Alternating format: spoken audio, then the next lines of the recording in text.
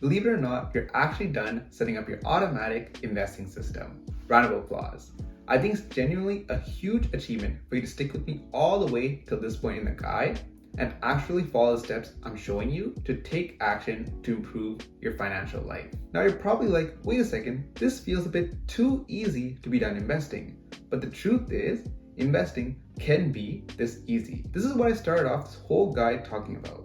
People make investing way more complicated than it has to be. For normal people like us, we need to simplify our finances to an extent that investing feels like signing up for a Netflix subscription. Now that we set this up, your money is automatically going to be invested and you don't have to think about it anymore. Now it's easy for me to say that because I have years of experience investing, and for me, I could not look at my investment portfolio for a long time and be 100% sure that I'm fine. But I guarantee, even if I tell you you don't need to open the app, tomorrow night, you will open it to see if your investment has gone up or down in value. So I'll be realistic with you and tell you how often you actually need to open this app.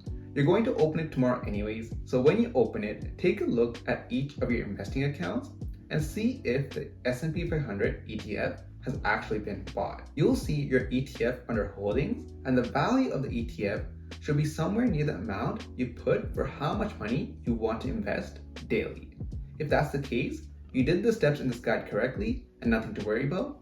If not, I'll recommend you go back to chapter 12. Now, when you do this, you'll have one of two reactions. If the ETF increased in price slightly, you'll be like, oh my God, investing is so easy. I made 30 cents in one day by just following a simple guide. Netherlands is so smart. Or you'll see that you lost some money and you'll be like, I knew it. Investing is a scam. This guy, Netherlands, doesn't know what he's doing. I'm gonna give up and sell all my stocks right now. I know your reaction might not be that extreme, but what I want to remind you is that we never know what happens in the stock market in the short term. When I started investing in 2022, there was a massive stock market crash going on. I was investing more and more money into ETFs every week, and every week I would see myself losing money, and honestly, I was kind of concerned that I'm doing something wrong, but in the long run, it paid off. Regardless of whether the stock market is going up or down, you want to keep investing because in the long term, time in the market, which means actually investing, is better than timing the market, which means waiting for the best time to invest. If you keep investing your money in the long term, you will make a profit by investing the way I described in this guide. So what I want you to do is just understand that this will work.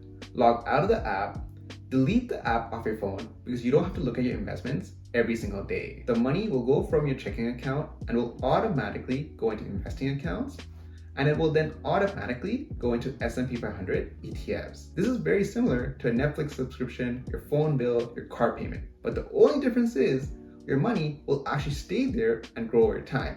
You almost never have to look at your investments ever again. One time when you should look at your investments is when your financial situation changes. For example, if you get a new job or a pay rise, then you would be getting more money deposited into your bank account. At that point, it might be a good idea to evaluate how much money you want to allocate towards investing. The more you invest, the more it can compound over time, and the faster you can grow your wealth. As I mentioned before, this guide is just about investing, and there are other factors like saving and spending that come alongside managing your money. But the point I'm trying to make is when your financial situation changes, reevaluate how much money you plan to invest. I do recommend that at the start of every year, you reassess and quickly redo the key steps in this guide. For example, this year, I invested $8,000 in my FHSA and $6,000 in my TFSA. Those are just two types of investing accounts in Canada. Next year, I might decide that I want to invest another $8,000 in my FHSA, but I want to invest $15,000 in my TFSA. Since the amount of money I want to invest next year in my TFSA changes, the amount of money I invest every week and every day in the TFSA next year will also change. If I want to invest $15,000 and there are 50 weeks, just trying to keep the numbers easy to work with, then every week we'll end up investing $300. There are 5 days a week, so every day I'll invest $60. Since I'm increasing the amount of money I'm investing in my TFSA next year, I'll have to update how much I'm investing on a daily basis. This process should be similar regardless of the app you're using, but I'll show you an example on Wealthsimple. First, we need to update the amount of money being transferred from our checking account to our TFSA each week. We're going to go down here to Automations, click on Recurring Deposits, click on the one to our TFSA and cancel it. And then we're going to go create a new automation with a new amount to replace it.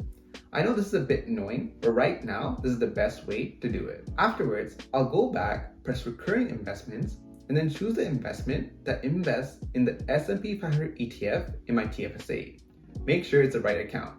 I'll click amount and change it to the new amount and save. You can also do this step by just going to your specific investment account. Like I'll go to my TFSA, then I'll click on my S&P 500 ETF under recurring investments, and right here it says amount. I'll click that, change my amount to the new amount I want to invest every single day. I press save, and I'm done. Both ways achieves the same result. Do the same thing for any other accounts that you need to change your daily investment amount for. And if you want to open a new account, like this year, you want to start using a non-registered account because you really have a lot of money to invest, then just go back to the main screen, click add an account, and you can easily do that as well. Then you just have to follow the simple steps in the guide to set up your recurring investment. So all I'm asking you to do is the start of every year, reconsider how much money you want to invest in each account this year. And if there is a change, follow the steps I just showed you to update the amount of money being transferred into these accounts each week, and then update the amount of money being invested in the S&P 500 ETF each day. One important thing I want to mention is to be aware of how much contribution room in each of your investing accounts you've used up and how much you still can use. Each investing account works a bit differently, so I would highly recommend that at the start of each year, you go back to chapter 8, watch that video fully so you get a refresher about the different investing accounts and how contribution room works. And do this before revising how much money you're going to invest in each account every year.